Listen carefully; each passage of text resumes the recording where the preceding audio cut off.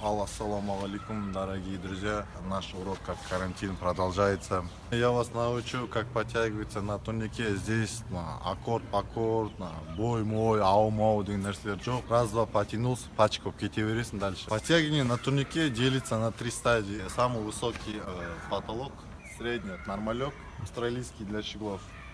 Мына жаққа тұрсыш? Өзің тұрсыш енді баяғы сәл. Австралийский для щеглов. Так как мы в Казахстане, у нас нету щеглов.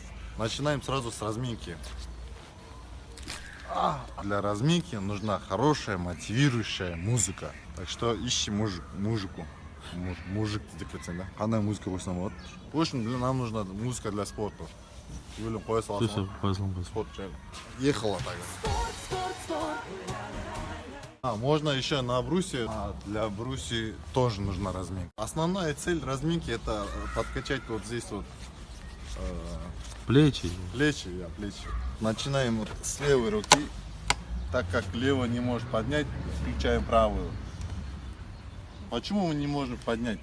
Потому что у нас оператор толстый. После хорошей горячей разминки мы начнем сразу. Опа! Вот. Видите? Сразу. Это нормалек. В первую очередь нужна хорошая хватка. Вот такая вот широкая. Или вот такая вот узкая. Или вот такая вот мощная. Или вот так. А теперь планковая, самый потолок.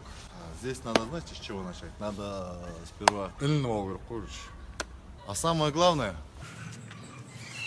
будьте проще. Тогда люди сами потянутся. Мына жақты тұрсыш? Көтіңізші әдем болсын деп отыр. Жақын достарым қасымда. Гейкос. Вечерге барамыз енді.